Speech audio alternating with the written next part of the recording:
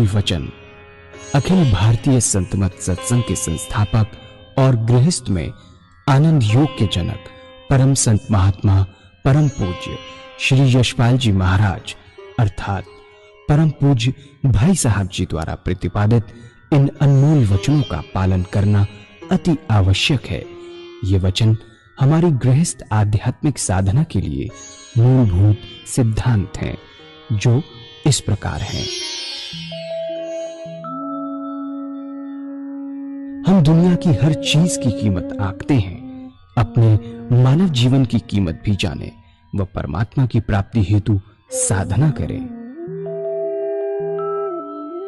मनुष्य योनि एक उपहार है, इसीलिए परमात्मा को धन्यवाद देते हुए आधा घंटा प्रातःकाल, आधा घंटा सायंकाल पूजा अवश्य करें। सत्संग, सतनाम व सद्गुरु को प्राथमिकता देते हुए इसी के आधार पर ध्यान योगाभ्यास अवश्य करें व गृहस्थ के कार्यों को परमात्मा का कार्य समझकर उसी की याद में संपन्न करें। हर समय ये ध्यान रहे कि गुरु कृपा द्वारा परमात्मा की पवित्र सत्ता का हमारी आत्मा में वास है, अतः मन में निरंतर अपने इष्ट देव का जाप करें। मान सम्मान की इच्छा न करें व अपमान से दुखी न हो। परमात्मा के अतिरिक्त किसी और का भय न करें। दूसरों की बुराई न करें, न सुने, सत्य व मधुर बोलें, अश्लील शब्द मुंह से ना निकालें, सभी से नम्रतापूर्ण व सुंदर व्यवहार करें। धर्म पत्नी के अतिरिक्त अपने से बड़ी से माता जैसा, बराबर की से बहन जैसा व छोटी से पुत्री जैसा व्यवहार करें।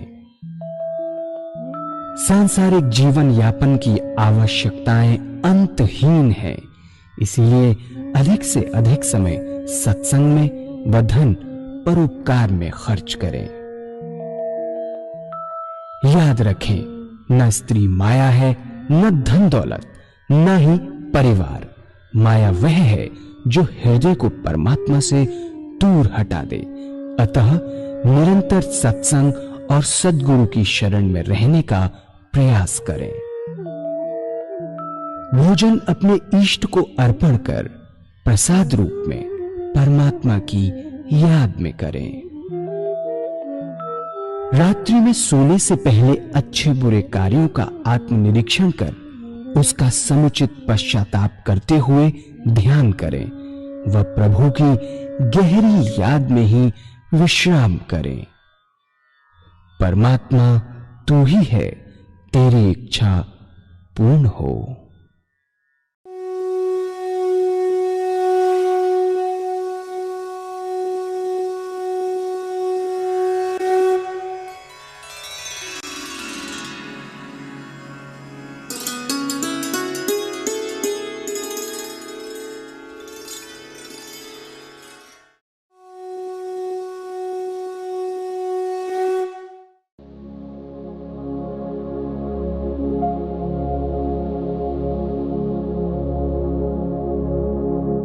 जय सद्गुरुदेव जय पद शरणम श्री स्वरूप चरणों शरणम।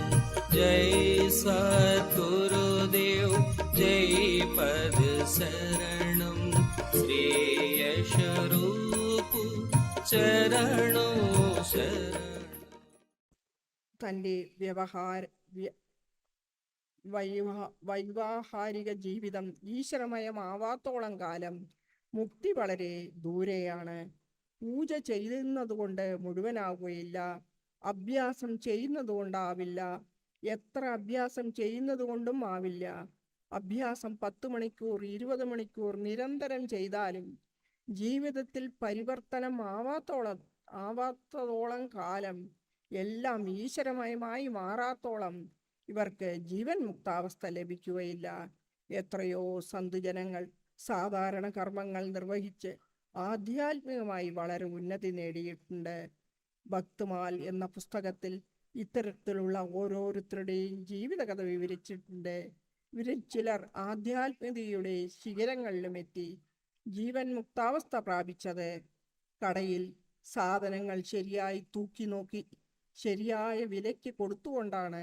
കടയിൽ കുട്ടികൾ വന്നാലും വലിയവർ വന്നാലും വിലയ്ക്കും തൂക്കത്തിനും വില കൊടുത്തുകൊണ്ട് കടയിൽ വലിയവർ വന്നാലും വലിയ വിലക്കും തൂക്കത്തിനും യാതൊരു മാറ്റവുമില്ല. ഭക്ത് മാലിൽ ഇത്തരം സാധാരണ കർമ്മങ്ങൾ നിർവഹിച്ച് ആധ്യാത്മികമായി വളരെ ഉന്നതി നേടിയ സന്തുക്കളുടെ കഥ അനേകമുണ്ട്. സേന എന്ന ആൾ ഒരു ക്ഷുരകനായിരുന്നു. എല്ലാവരുടെയും തലമുടി വെട്ടി വൃത്തിയാക്കുന്ന അയാൾക്ക് തോന്നി, എന്തുകൊണ്ട് തൻ്റെ തലയും വൃത്തിയാക്കിക്കൂടാ?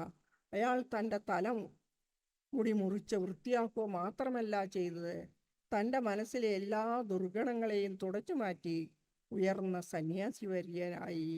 അതുപോലെ സദൻ എന്ന ഇറച്ചി വിൽപ്പനക്കാരനും ഇറച്ചി വിറ്റ് യോഗീശ്വരനായി. ഗോര എന്ന കുംഭാരൻ മൺപാത്രങ്ങൾ നിർമ്മിച്ച് വലിയ സന്തായി എന്ന് മാത്രമല്ല, മറ്റ് യോഗികളെ നിരീക്ഷിച്ച് പരീക്ഷിക്കുവാനുള്ള കെൽപ്പും നേടി പ്രകീർത്തിച്ചിരിക്കുന്നു. ഭഗവാൻ ശ്രീകൃഷ്ണൻ പാണ്ഡവർ നടത്തിയ അശ്വമേധ യജ്ഞത്തിലെ എച്ചിൽ ഇല എടുക്കുക മാത്രമല്ല, മഹാഭാരത യുദ്ധത്തിൽ സാരഥിയായി തേർതെളിക്കുകയും ചെയ്തു. എല്ലാവരും ഉറങ്ങുമ്പോഴും തൻ്റെ കുതിരകളെ കുളിപ്പിച്ച് തീറ്റയും കൊടുത്തിരുന്നു. ഒരു യഥാർത്ഥ കർമ്മയോഗിയായതിനാൽ നമ്മുടെ എല്ലാ കർമ്മവും ഭഗവാന് വേണ്ടി സമർപ്പിക്കപ്പെട്ടതല്ലെങ്കിൽ നമുക്ക് 24 മണിക്കൂറായതിനാൽ 24 മണിക്കൂർ ഭഗവത് സ്മരണ സാധ്യമല്ല. ഇതാണ് ശരിയായ അഭ്യാസം. ഇതുതന്നെ ബ്രഹ്മമയമായ ജീവിതം. ഒരു നിമിഷം പോലും ദൈവസ്മരണയില്ലാതെ പോകരുത്. അപ്പോൾ പിന്നെ എന്തിന് 16 മണിക്കൂർ? എല്ലാ സമയവും ഈശ്വരസ്മരണ തന്നെ നിലനിൽക്കട്ടെ. സ്ത്രീകൾ. 5ാമത്തെ വിഭാഗം സ്ത്രീകളാണ്. വീടിൻ്റെ ചുമതല നോക്കുന്നവർ. അവർക്ക് പ്രധാനമായും 2 ജോലികളാണുള്ളത്. ഒന്ന് ഭക്ഷണം ഉണ്ടാക്കുക, വിളമ്പിക്കൊടുക്കുക. രണ്ടാമത്തേത് കുട്ടികളെ വളർത്തുക. ഈ 2 ജോലികളാണ് നമ്മുടെ വീട്ടുകളിൽ സാധാരണയായി സ്ത്രീകൾക്കായുള്ളത്. പണ്ടുള്ള സ്ത്രീകൾ ഭക്ഷണം പാകം ചെയ്യുക ഈശ്വരസ്മരണയിലായിരുന്നു. കറിയിൽ വെള്ളം ഒഴിക്കുമ്പോഴും ഉപ്പിടുമ്പോഴും ഓരോരോ മന്ത്രം ജപിച്ചാണ് ചെയ്തിരുന്നത്. ഉപ്പിടുമ്പോൾ അവർ ചൊല്ലാറുണ്ട്, സീതാറാം കി രസോയി, സീതാറാം യജ്ഞഹോയ്. അതായത് നാം ഈ ഭോജനം ഉണ്ടാക്കുന്ന യജ്ഞത്തിന് വേണ്ടിയാണ്, ഇത് ഈശ്വരന് നിവേദിക്കുകയാണ് എന്ന്. പിന്നെ എല്ലാവരും അത് ഭഗവത് പ്രസാദമായി ഭക്ഷിക്കുന്നു. ഇത്രയും സുന്ദരമായ രീതിയിലാണ് നാം ഭോജനം ചെയ്തിരുന്നത്. ഭഗവാന് നിവേദിക്കാൻ വേണ്ടിയാണ് ഭക്ഷണം ഉണ്ടാക്കുന്നത്. അങ്ങനെ പരമാത്മാവിൻ്റെ അഗാധ ധ്യാനത്തിൽ ഉണ്ടാക്കിയ ഭോജനത്തിന് മനസ്സിൽ നല്ല സ്വാധീനം ചെലുത്തുവാൻ കഴിയും. ഭോജ്യം ഉണ്ടാക്കുമ്പോഴും അത് വിളമ്പിക്കൊടുക്കുമ്പോഴും കഴിക്കുമ്പോഴുമുള്ള ചിന്ത മനസ്സിൽ പ്രഭാവം സൃഷ്ടിക്കുന്നു. ദേഷ്യത്തോടെ ഒരിക്കലും ഭോജനം ഉണ്ടാക്കരുത്. ദേഷ്യം വരുന്നുവെങ്കിൽ ഭക്ഷണം പാകം ചെയ്യുന്നത് നിർത്തിവെക്കണം. ഒരു തെറ്റുമില്ല ദേഷ്യത്തോടെ ഭക്ഷണം ചെയ്താൽ. അത് പാകം ചെയ്ത് ആര് കഴിക്കുന്നുവോ അവരിൽ ക്രോധവും കലഹവും ഉളവാകും. പ്രേമത്തോടും ശാന്തിയോടും കൂടെ ഭോജനം ഉണ്ടാക്കുക.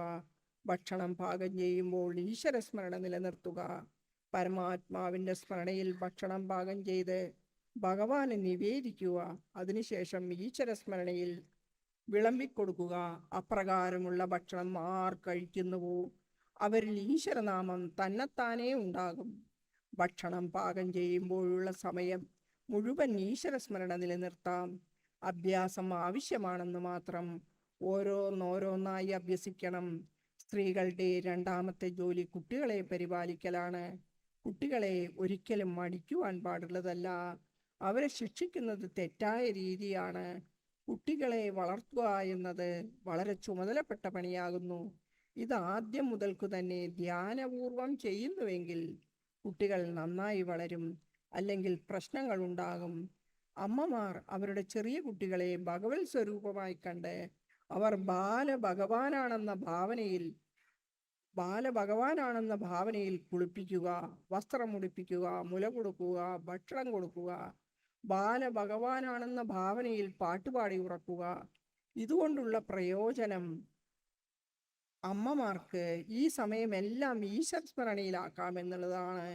അങ്ങനെ ഭഗവത് പ്രേമത്തോടുകൂടി കുട്ടികളെ വളർത്തിയാൽ അവർ ആധ്യാത്മ ശ്രേഷ്ഠരായി പരിണമിക്കും.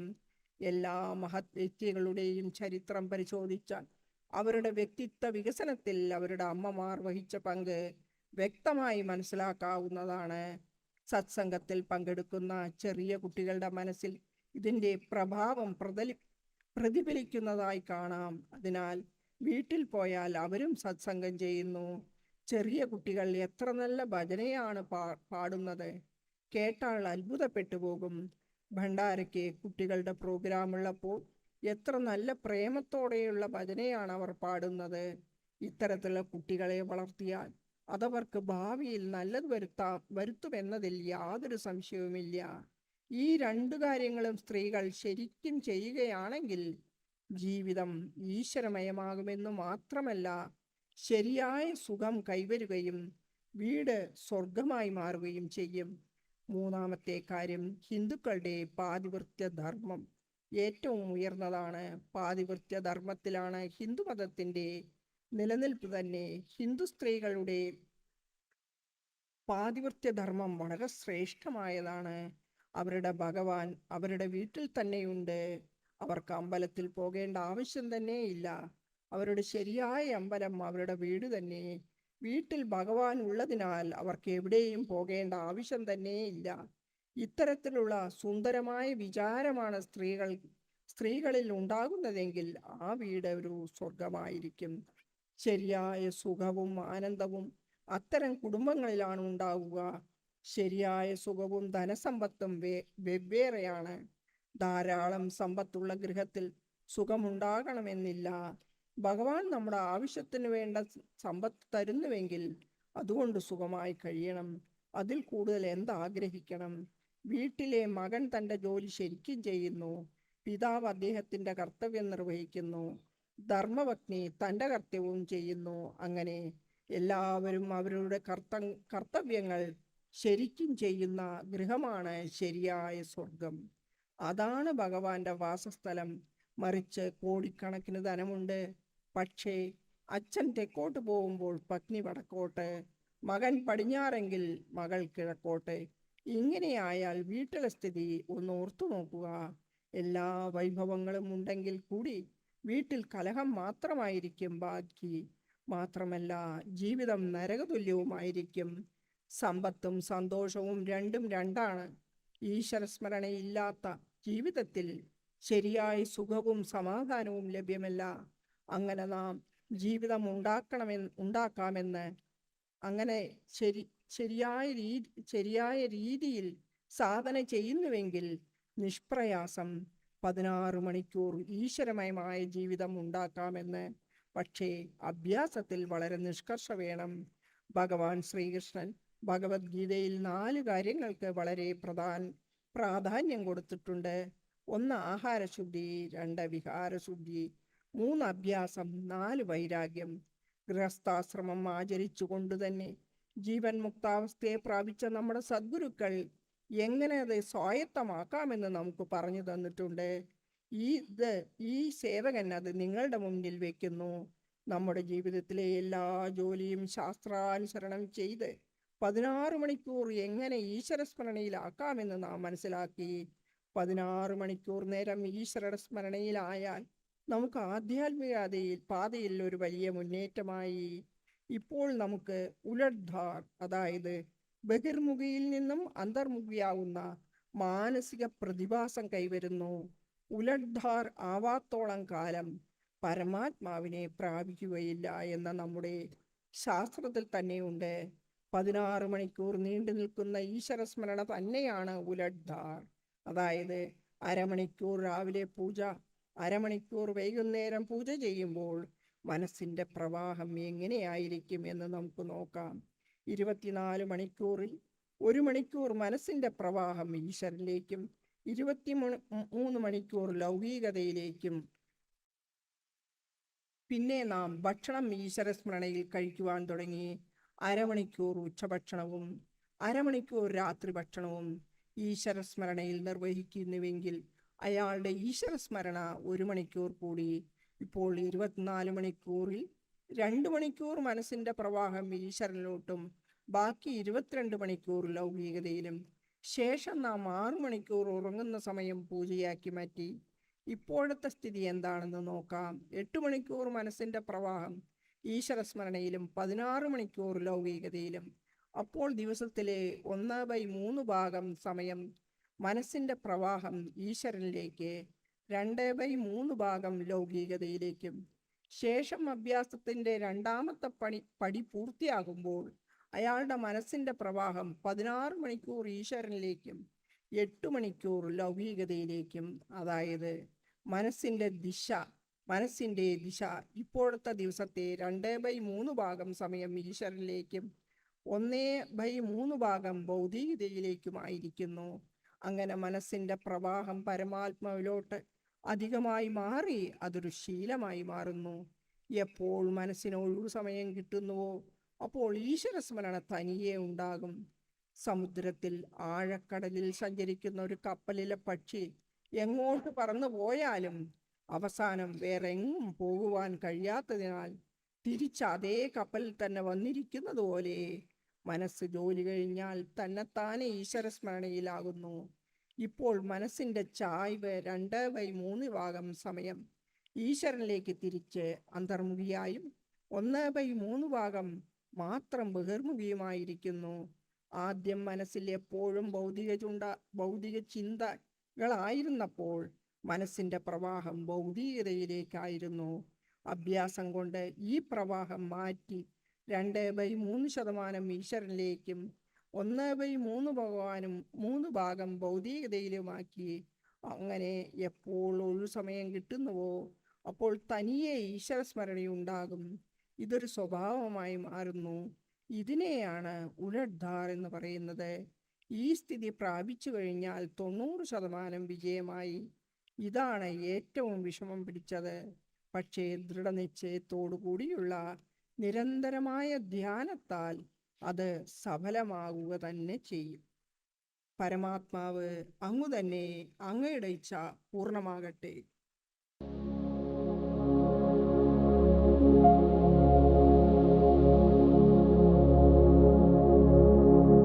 जय सद्गुरुदेव जय पद शरणं श्री स्वरूप चरणों शरणं।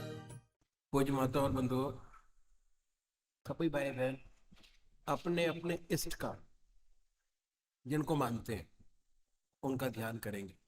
പ്രിയപ്പെട്ട ബന്ധുജനങ്ങളെ, സഹോദരിമാരെ, ഇപ്പോൾ ഒരു ഭജനയുണ്ടാവും. ആ ഭജനയ്ക്ക് ശേഷം നിങ്ങൾ തിരഞ്ഞെടുത്ത ഇഷ്ടദേവനെ മനസ്സിൽ വിചാരിച്ചുകൊണ്ട് നിങ്ങളുടെ ധ്യാനം തുടങ്ങണം. നിന്റെ രൂപമെൻ ചിത്തിൽ വിളങ്ങുവാൻ എന്റെ കന്മഷമെല്ലാം അകറ്റണേ. പ്രേമരൂപ മനോഹര സുന്ദര ശാന്തിദായക തത്പുരോ കൈതൊഴാം. നിന്റെ രൂപം ശരിക്കും തെളിഞ്ഞിടാൻ എന്റെ കൃത്തടമെത്ര കൊതിച്ചെന്നു. എത്ര നാളുകൾ നിന്നെ സ്മരിച്ചു ഞാൻ എന്റെ രൂപം ശരിക്കും പതിയുവാൻ. നിന്റെ പുഞ്ചിരി കണ്ടു മയങ്ങി ഞാൻ, കണ്ടു ഞാനതിൻ സർവേശ സൗന്ദര്യം.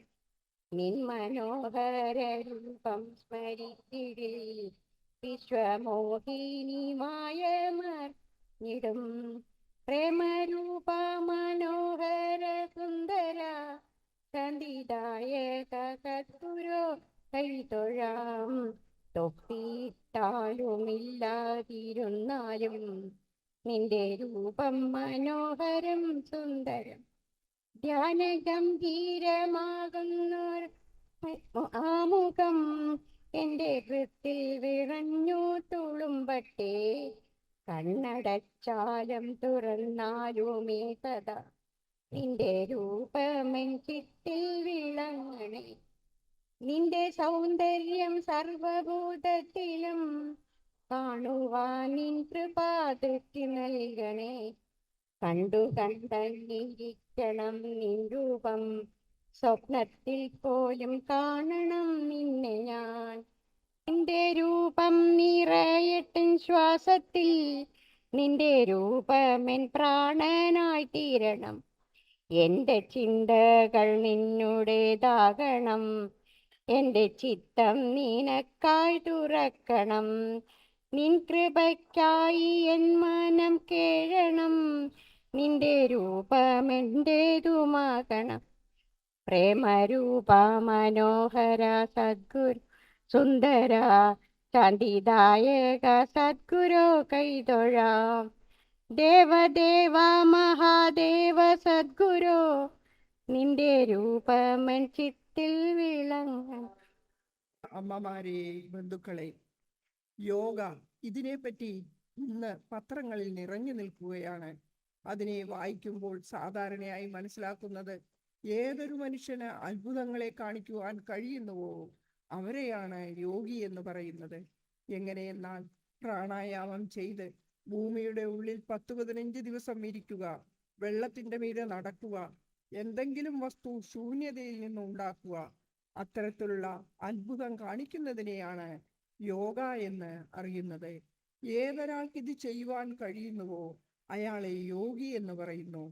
യോഗത്തിനെ കുറിച്ച് പരക്കെ ഈ വിശ്വാസമാണ് ഉള്ളത്. ഈ സാധന ചെയ്യുമ്പോൾ നമ്മളിൽ അപാര ശക്തി ഉണ്ടാകുമെന്നും അതുകൊണ്ട് അത്ഭുതങ്ങൾ കാണിക്കാമെന്നും വിചാരിക്കുന്നു. പതഞ്ജലി മഹാരാജ് യോഗത്തിന്റെ പരിഭാഷ ഇപ്രകാരമാണ് ചെയ്തിട്ടുള്ളത്: യോഗ ചിത്തവൃത്തി നിരോധ.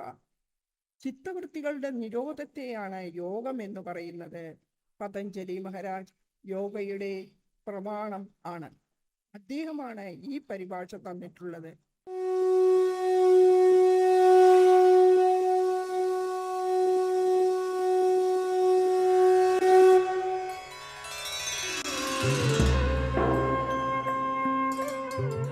ध्यान योग के कार्यक्रम आनंद योग से निशुल्क जुड़ने के लिए संपर्क करें 9810239677।